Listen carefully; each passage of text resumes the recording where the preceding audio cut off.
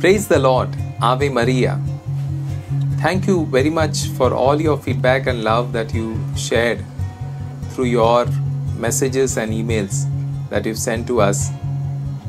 It really encourages us to do more of these kind of sessions and series to encourage young people to experience God through our life witness.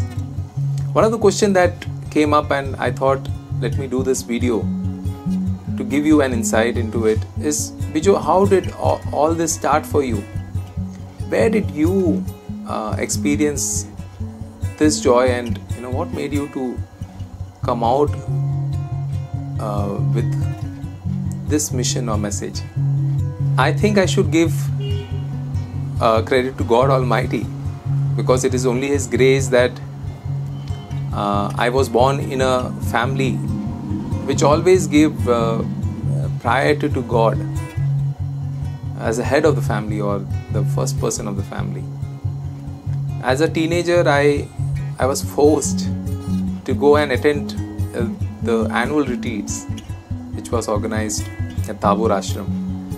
Though as a young person I didn't like to do that, but what I really was encouraged was the kind of joy that I saw on the faces of people who experienced God. Then I didn't realize it, but I was always excited to see those joyful faces in those retreats.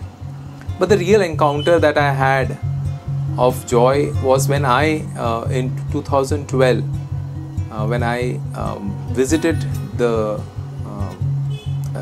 Mother Teresa ashram in Kolkata, their main ashram, and I was welcomed by one of the senior sisters there, and they took me through and showed all what they do in that particular ashram.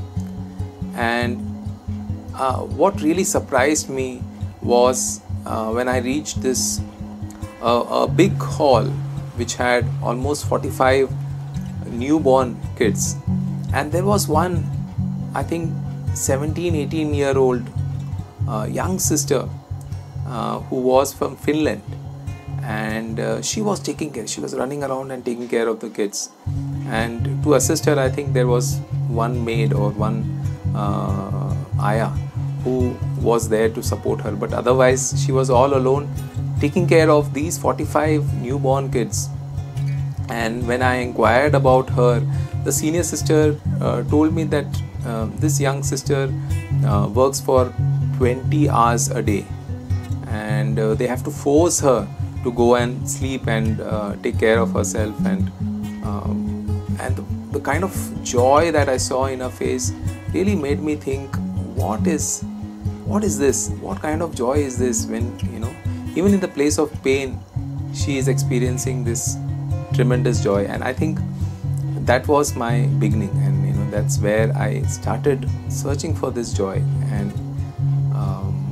and this journey has brought me here today, talking to you about the same joy that I saw in the eyes of that young sister. So everything in our series is about tapping into the wellspring of joy, the mirth, if I can call it, of God Himself. Saint Pope John Paul II often expressed that the joy we experience in life reflects the original joy that God felt in creating us.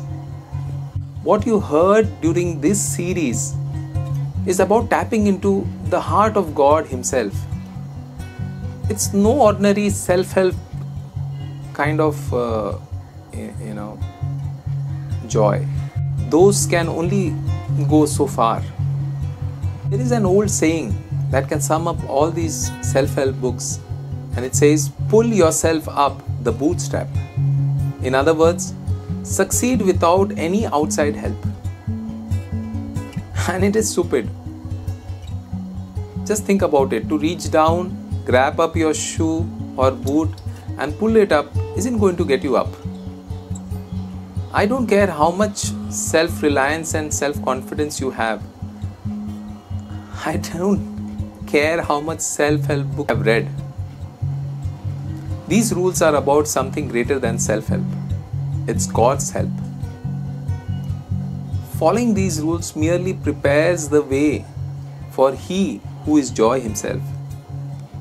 And the fact that He lets us cooperate with Him in what He wants to do in our life, which is why I believe you're part of this series, and it is God's grace.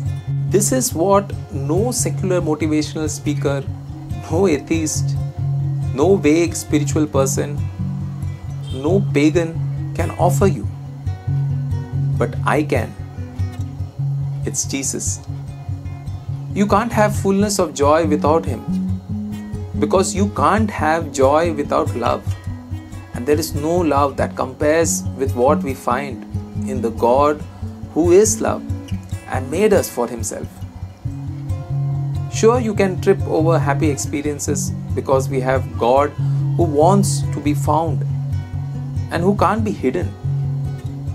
But the joy of Paul in the prison, Robert in his hut, Sarah Badano on her deathbed, or my friend's dad, is the supernatural joy, and it is impossible without a life in God.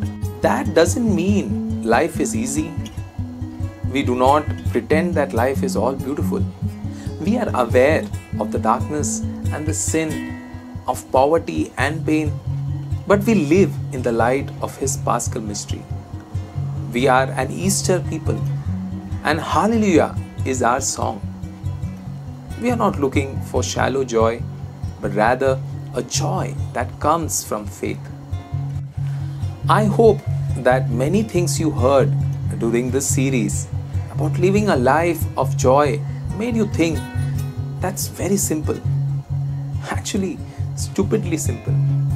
And I hope that realization makes you realize how stupid it is not to follow these rules. Don't focus on what stands in the way. When David faced Goliath, he had a big problem standing between him and his destiny. A very big problem, giant-sized problem. He didn't focus on the problem. He kept his eyes on God. And that brought him to a stunningly simple solution.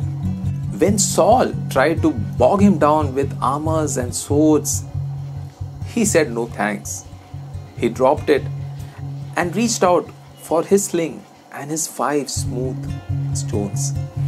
Let's finish where we started. It's my friend's dad. His heart attack, ICU. His mother sitting in quiet and looking at her beloved after almost 40-45 years of married life. We could see the profound pain in his mom's face in those moments. Her sadness was real. She wasn't in denial of the gravity of her situation. She was saying goodbye. But something else was present, and that was more real. That was Christian joy, anchored in her hope, eternal love. Heaven is no less real than your pain, nor it is ever far off. For we read in Matthew 3:2, the kingdom of heaven is at hand. That is the light that shines in the darkness, and darkness has not overcome it. John 1:5. And that is why joy was her strength and gratitude was her prayer even then. Thank you for taking this journey with me. Stay on it. Walk the simple path with the Lord. These 9 rules for life aren't sprint, but a marathon. I am praying for you. So will my team of prayer warriors, whom I have asked to lift you all up in prayer while you go through this series again and again. I'm not going to give up on you. Don't you give up on yourself.